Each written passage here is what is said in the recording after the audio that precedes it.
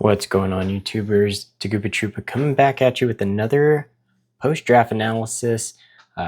Really loving the Avatar of the Last Airbender set. This time I ended up snagging an Aang at the Crossroads. Wanted to try to build around a 3-color draft deck. It's actually a lot harder than I thought it was going to be. But anyway, this will be the post-draft review. So let's get right into it. Okay, starting off, we did pull Aang at the Crossroads. As soon as I saw this, I was like, okay, so this will be strong to move into for the color combination. So I wanted to give it a try. So if you don't know what this says, pretty much you get to look at the top 5 cards when he enters. May put a creature card with mana value 4 or less from among them onto the battlefield, put the rest at the bottom of the library in any random order. And then when a creature I control leaves the battlefield, I transform Aang.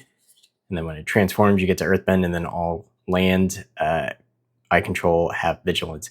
This card is actually really strong. It's a little bit difficult to pull out just because it costs 5 mana. And you have to have 1 forest, 1 plains, and 1 island. But if you're able to at least get the mana on board, which if you're running green, it makes it really easy in this set, then you're kind of in the clear. Master Piandao. So Piandao helps look for your allies, your equipment, and lessons. This is a great card. Unfortunately, you cannot pull it with Aang if you run into it at the beginning. So if you see it whenever you cast Aang, it's a little bit more difficult to get it back to try to get your combinations moving. Diligent Zookeeper. This one was really, this card is actually really strong, especially for all of the optional creatures that are in this set that have multiple types.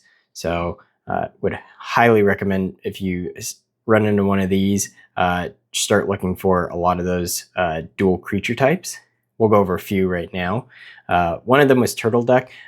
This card for 1 mana is really strong. It may be a 0/4 for 1 mana, but it can hold you out until turn 3, where you can actually cast the ability or trigger the ability. Man, this thing becomes a 4/4, and you can just start swinging in. If you have this and Diligent Zookeeper on the board at the same time, it becomes a 6/6, so pretty strong. Another one I really liked was Ostrich Horse. I know that you're milling cards, which there's not too much retrieval in this set, minus a few cards that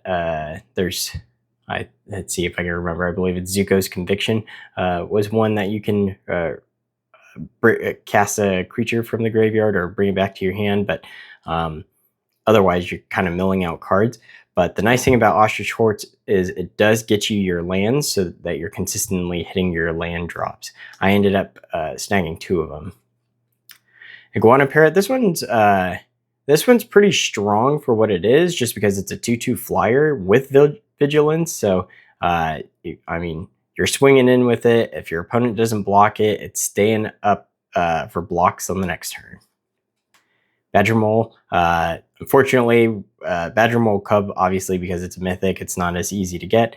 But Badger Mole, another good card along with the Diligent Zookeeper. Also, you get the Earthbend too. I'll kind of show you the best things to do when you start looking at a deck where you're going to be Earthbending a lot. Cat Owl was another good one, especially because you get to untap target artifact or creature, so you can untap something you might have tapped with Waterbending. Unfortunately, I wasn't really running the Waterbending. I mostly ran this one for the evasion. Platypus Bear. This one's another one. Helps with milling cards out just to get some lessons into the grave. I mostly used it for defending. I hardly ever found myself using it to actually swing in for any attack. Pretending Poxbearers, great recursion, mostly because even when it's on board, it's a 2/1. If you swing in with it, and let's say your opponent blocks it, I mean, you at least take out whatever, you might take out whatever that creature is, but you get a 1/1 white ally creature token after. Walltop Sentries, mostly had this for the reach. Glider Kids, again, more flying. I also got to scry one. First time flyer. The milling was nice, but getting the lessons to the graveyard when you don't have a lesson heavy deck, this card becomes less useful. And then Invasion Reinforcements. Mostly liked casting this for the flash, as well as getting a 1/1 white ally creature token. Okay, so those are the creatures. Let's go over the enchantments, instants, and sorceries.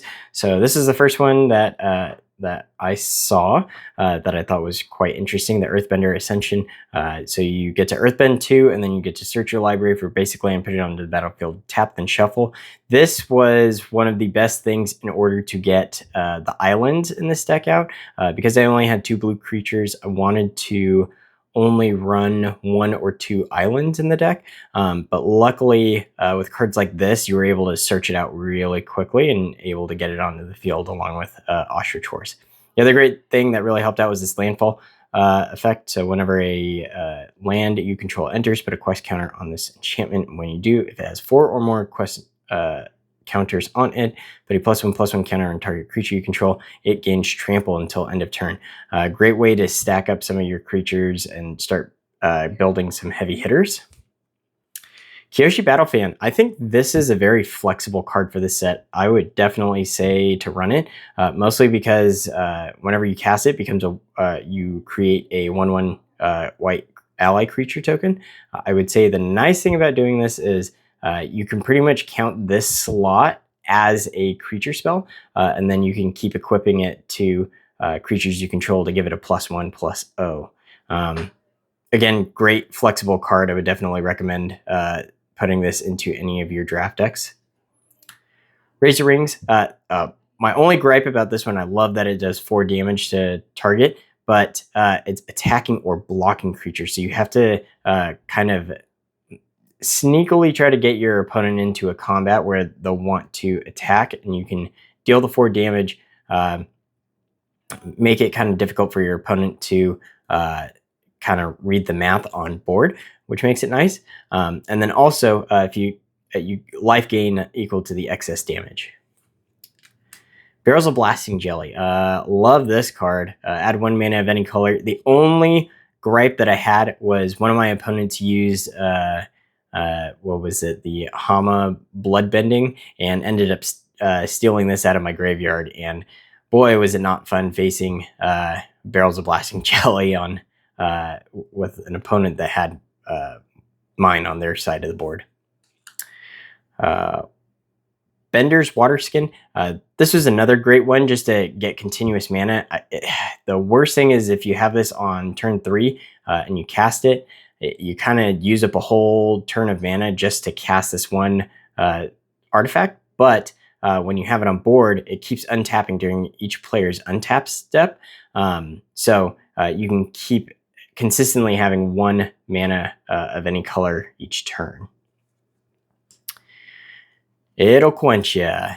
This was the one lesson that I had in the deck. I definitely like this for using it as a counter spell, especially in this set. Yeah, good card. And then Airbending lesson. I guess I did have 2 lessons in this deck. So Airbend, target non-land permanent. Great for just kind of spot removal and then drawing an additional card afterwards.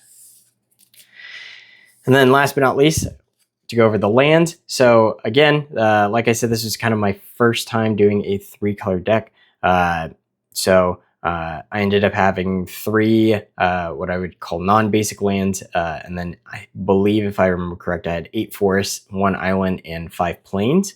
For the Rumble Arena was one of the big ones that I wanted to have on my side, mostly because you get the Vigilance, as well as you get to scry whenever this land enters.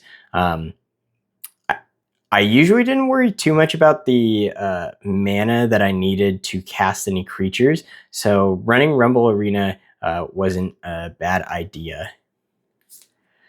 Meditation pools. This was a great one to have just to generate some blue and or green mana. And then Kyoshi Village, another good one. Wanted to run the dual colors just to try to compensate for any lands that I was missing. To kind of go over some helpful hints. So Rumble Arena works really well with any of your Earthbending creatures or abilities. Mostly because whenever you did create them, it allowed you to give it that vigilance. Aang already gives vigilance, so it kind of didn't help out as much with that situation. But with Earthbending Ascension, really did help out with kind of generating those 1/1s as well as creating those quest counters. So that's it. Let me know what you guys think. I intend to do more drafts. I have another draft deck list that I had built during the last draft that I intend to go over, and then probably have some more in the future. So thanks for joining. Tagging out.